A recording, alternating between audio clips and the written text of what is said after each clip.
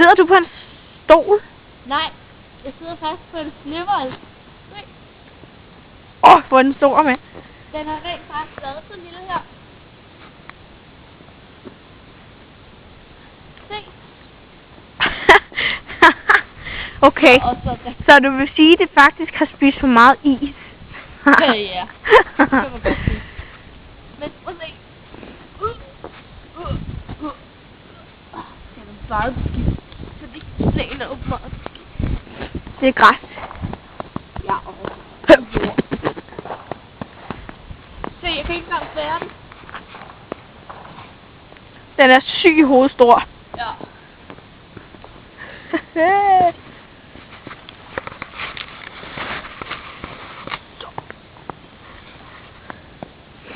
Kender I de der yogabolde?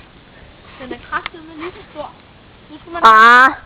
Yogabolden er lidt større. Hvis man nu havde faktisk en kæmpe, ikke? Så ville det faktisk bare være en kugle i sådan en svap. Man skal lige bruge bundsekret. Ej, men vi har faktisk ikke engang... Hvad har vi brugt? Kvarter, tror jeg. Ja, kvarter til en halv time har vi bare brugt på at lave den. Og altså først havde vi faktisk lavet inden, men så snebold. tabte vi den.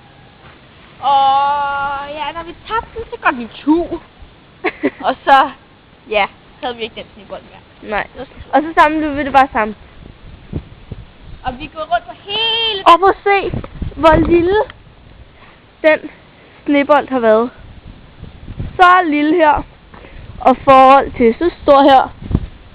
Se. Og husk, det var den 5. januar 2008 med Lene og Louise. Du får lige lov til at sige farvel til Lene.